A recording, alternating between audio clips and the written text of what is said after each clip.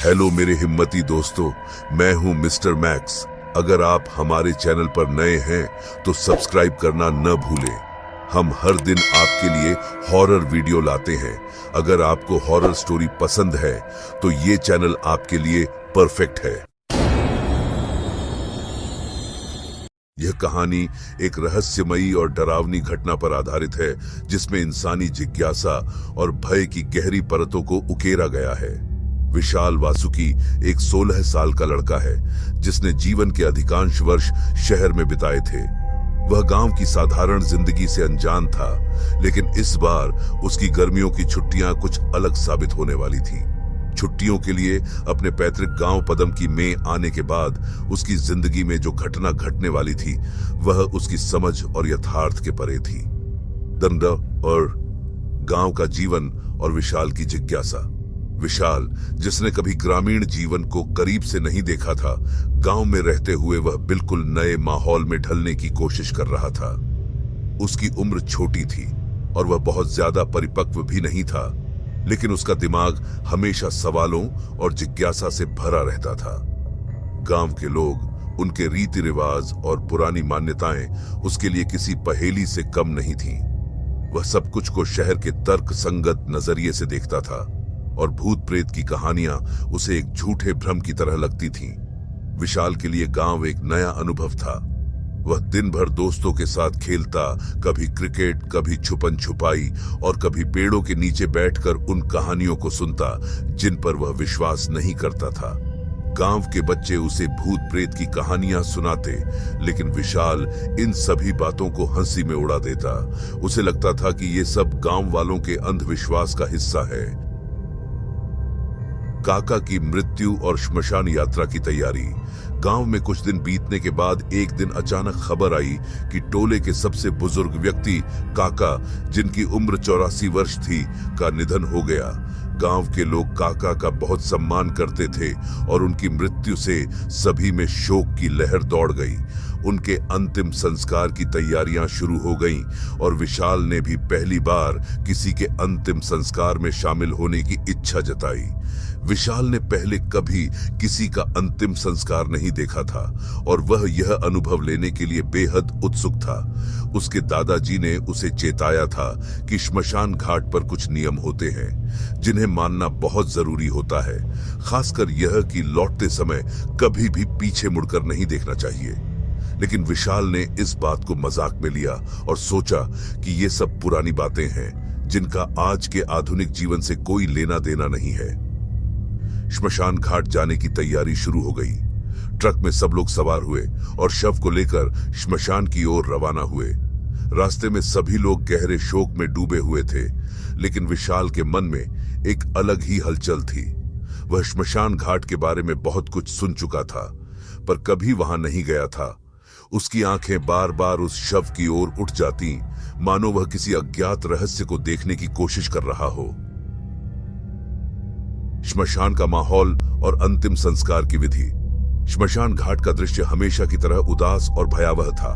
वहां की हवा में एक अजीब सी ठंडक थी, जैसे चारों ओर कोई अदृश्य शक्ति मौजूद हो। विशाल, जिसने कभी श्मशान का अनुभव नहीं किया था, उस माहौल को देखकर थोड़ा असहज हो गया, लेकिन उसके भीतर की जिज्ञासा उसे वहां की हर चीज को ध्यान से देखने पर मजबूर कर रही थी। काका का शव चिता पर रखा गया और अंतिम संस्कार की विधियां शुरू हुई। मंत्रों का उच्चारण, जलती हुई लकड़ियों की आवाज और वातावरण में उठता धुआं, ये सभी चीजें मिलकर एक ऐसा दृश्य बना रही थीं जो किसी की भी रूह कंपा सकती थी। विशाल उस दृश्य को देखकर बेचैन हो गया, लेकिन उसकी नजरें बार बार उस चिता की ओर जा रही थीं, जैसे उसे किसी अनहोनी का इंतजार हो। पीछे मुड़कर न देखने की चेतावनी। जब अंतिम संस्कार की सारी विधियां पूरी हो गईं, तो सभी लोगों को एक आखिरी हिदायत दी गई। जब श्मशान घाट से लौटो तो पीछे मुड़कर मत देखना। जो आत्माएं यहां रहती हैं वे परेशान हो जाती हैं और उस व्यक्ति का पीछा करती हैं जो पीछे मुड़कर देखता है। सब लोग एक पंक्ति में आगे बढ़ने लगे। हर किसी के हाथ में टूटी हुई लकड़ियां थीं, जिन्हें पीछे फेंकते हुए वे चल रहे थे। यह विधि पुराने रीति रिवाजों का हिस्सा थी और इसका उद्देश्य था कि लौटते समय किसी भी बुरी आत्मा का पीछा न हो। लेकिन विशाल के मन में अजीब सा ख्याल चल रहा था। उसकी जिज्ञासा चरम पर थी। वह सोच रहा था कि अगर वह एक बार पीछे मुड़कर देखे तो क्या होगा। क्या वाकई कुछ ऐसा हो सकता है जो उसने सुना था? विशाल सबसे पीछे चल रहा था। उसकी नजरें बार बार पीछे देखने के लिए मचल रही थीं। उसकी धड़कनें तेज हो गई थीं और आखिरकार उसकी जिज्ञासा उस पर हावी हो गई। उसने सोचा, अगर मैं सिर्फ एक बार पीछे देख लूं तो क्या हो जाएगा। उसने धीरे से कदम रोके और मौका पाकर धीरे धीरे पीछे मुड़कर देखा। पीछे मुड़ने का भयानक परिणाम। जैसे ही विशाल ने पीछे मुड़कर देखा, उसका चेहरा सफेद पड़ गया। उसने जो देखा वह उसकी कल्पना से कहीं ज्यादा भयावह था। चिता के पास दो अजीबोगरीब परछाइयां गोल गोल घूम रही थीं। वे इंसानों के आकार की थीं, लेकिन उनके शरीर धुएं जैसे थे और उनकी आंखें जलते अंगारों की तरह लाल थीं। वे जैसे ही उसे देखती, विशाल की रूह तक कंपी छूट गई। उनमें से एक परछाई ने अचानक उसकी ओर देखा। उसकी लाल आंखें विशाल के भीतर झांक रही थीं, मानो वह उसकी आत्मा को खींच लेना चाहती हो। विशाल का दिल जोर जोर से धड़कने लगा। उसकी टांगें कांपने लगीं और वह कुछ समझ नहीं पा रहा था कि क्या करे। वह हड़बड़ाकर पीछे मुड़ा और जितनी तेजी से हो सकता था भागते हुए ट्रक की ओर दौड़ा। उसके दिमाग में अब सिर्फ एक ही ख्याल था, किसी भी तरह यहां से निकलना। वह दौड़ते हुए ट्रक के पास पहुंचा और बिना किसी से कुछ कहे चुपचाप ट्रक में बैठ गया। उसकी सांसें तेज चल रही थीं और वह बार बार उस भयानक दृश्य को याद करके कांप रहा था। घर वापसी और भयानक घटनाओं की शुरुआत।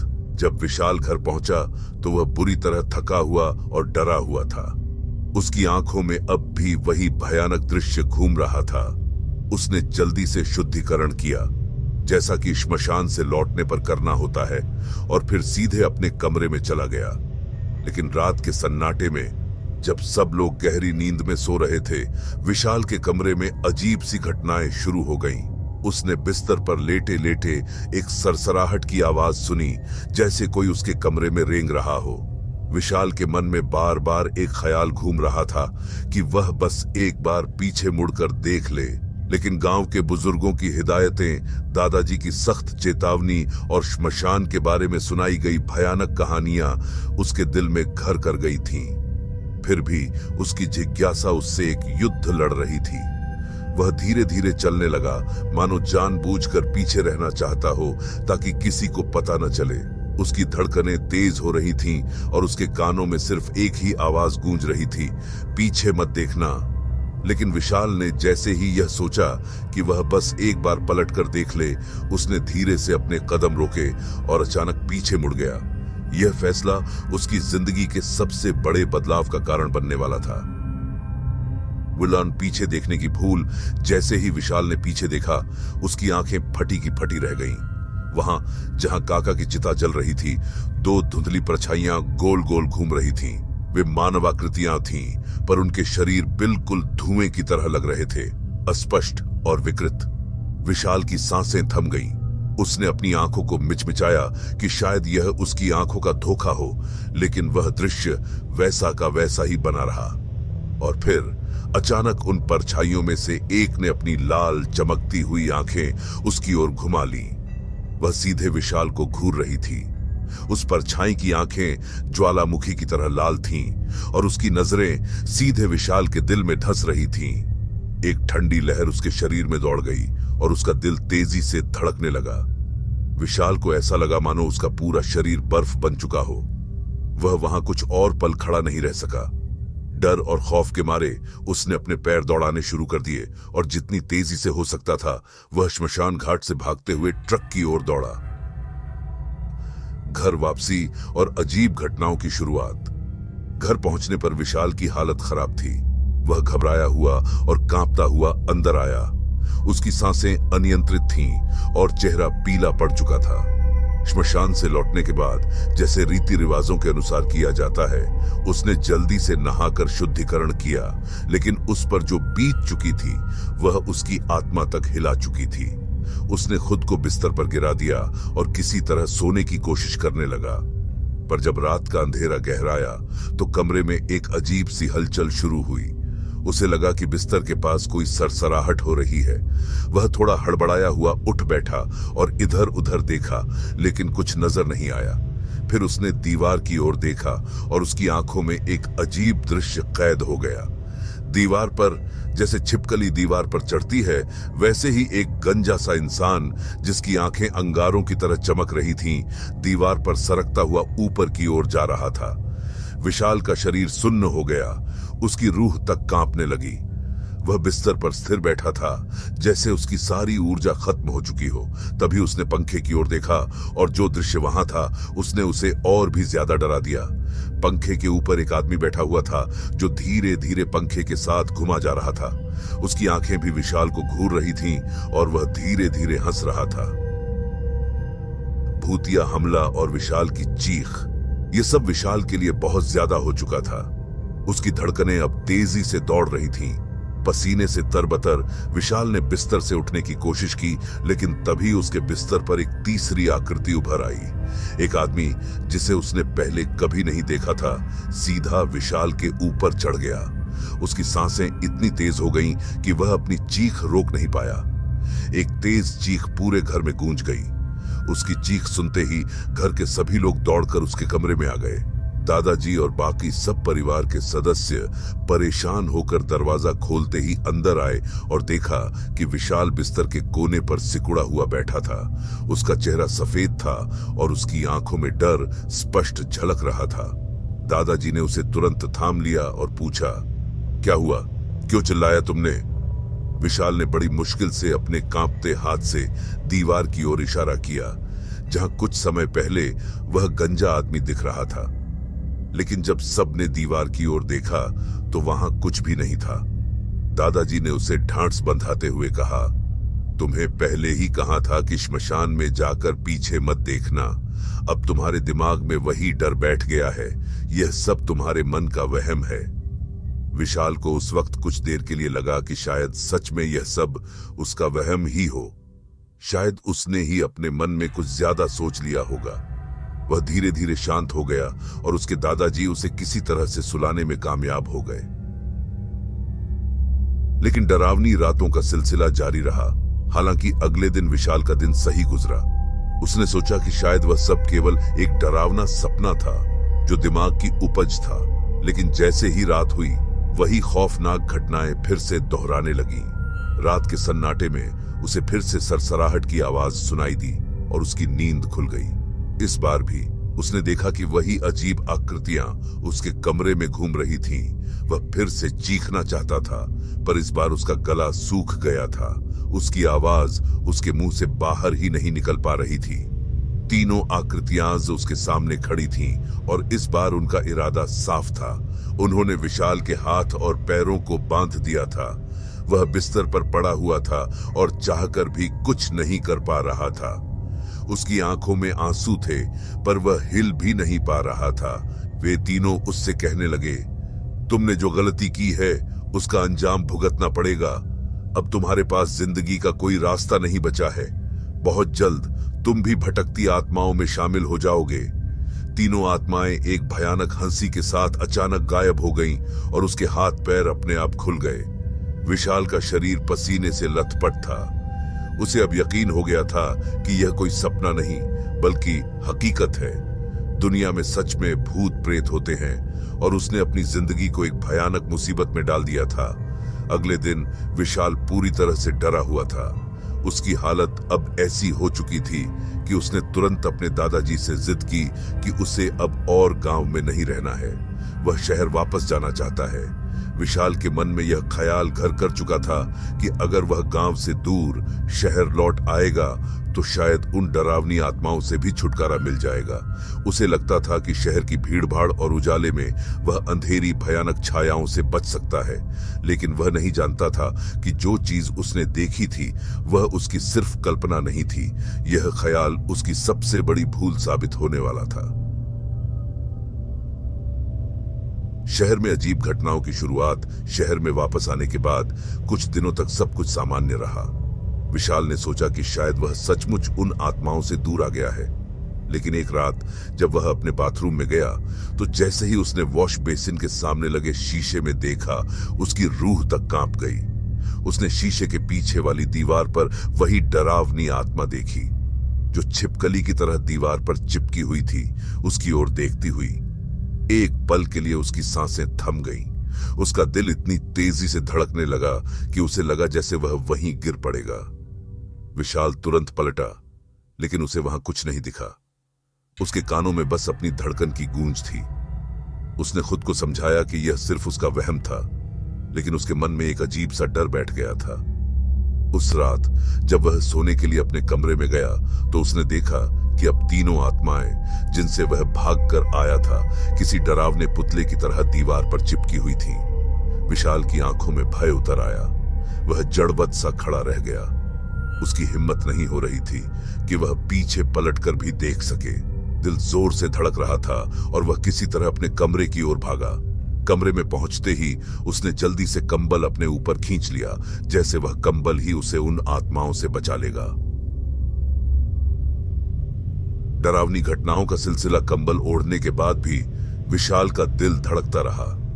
कमरे में एक गहरी खामोशी छा गई थी, लेकिन उसके मन में बेचैनी की लहरें उठ रही थीं। थोड़ी ही देर में उसे ऐसा महसूस होने लगा जैसे कोई उसके बिस्तर को हिला रहा हो। वह कंबल में और ज्यादा सिमट गया। डर के मारे उसका शरीर कांपने लगा। उसने हिम्मत करके धीरे धीरे नीचे झांकने की कोशिश की, पर वहां कोई नहीं था।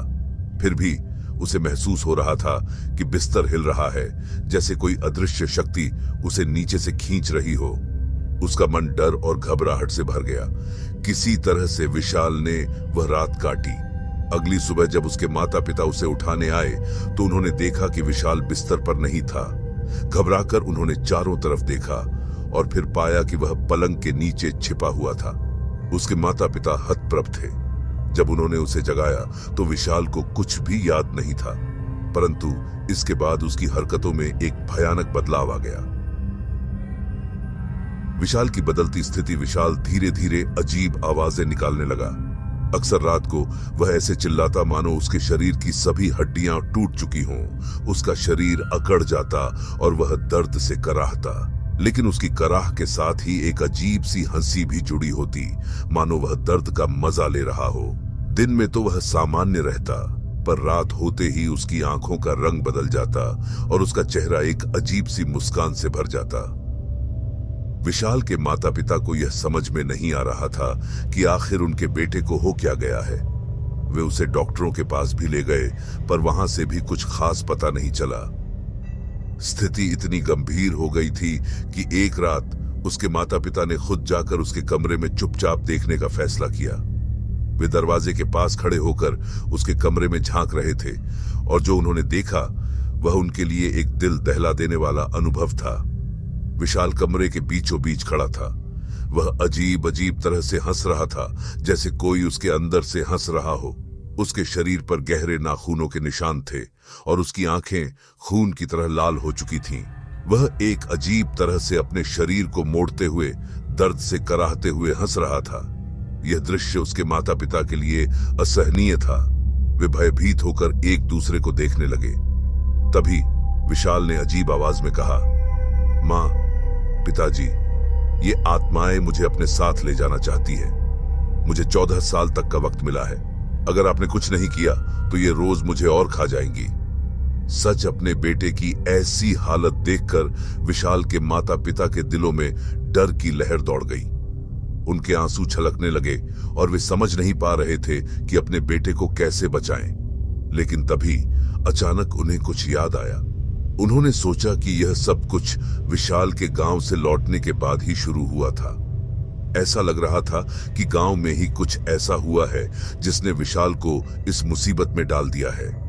अगली सुबह जब विशाल सामान्य स्थिति में लौट आया तो उसके माता पिता ने उससे पूछा, बेटा, क्या तुमने गांव में कुछ ऐसा किया था जो नहीं करना चाहिए था?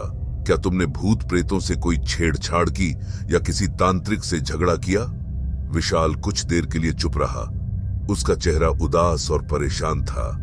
उसकी आंखों में डर की लकीरें साफ नजर आ रही थीं।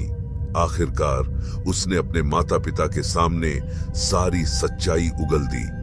वह अब और छिपा नहीं सकता था। दर्द और भय की सीमा पार कर चुका था।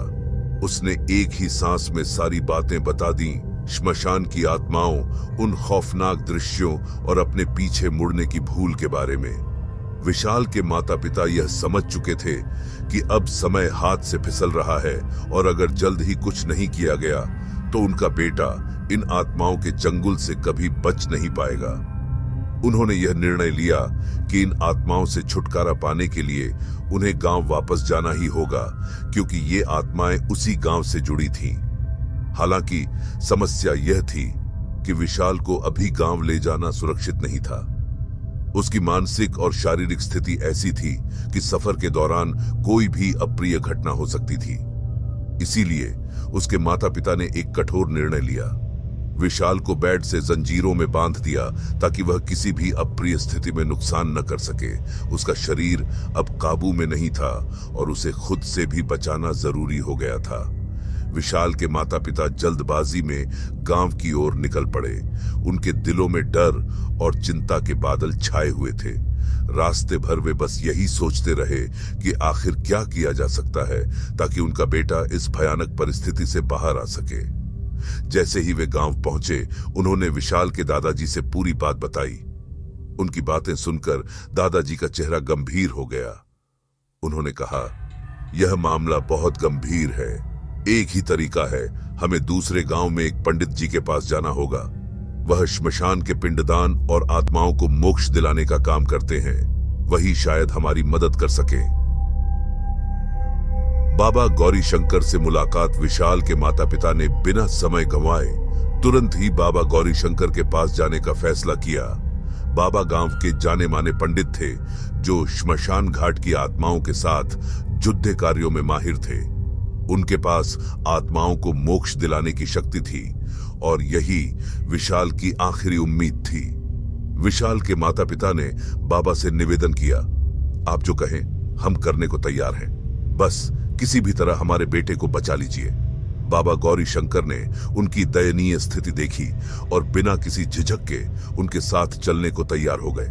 वह जानते थे कि मामला गंभीर है और जल्दी न किया गया तो विशाल की जान पर बन सकती है।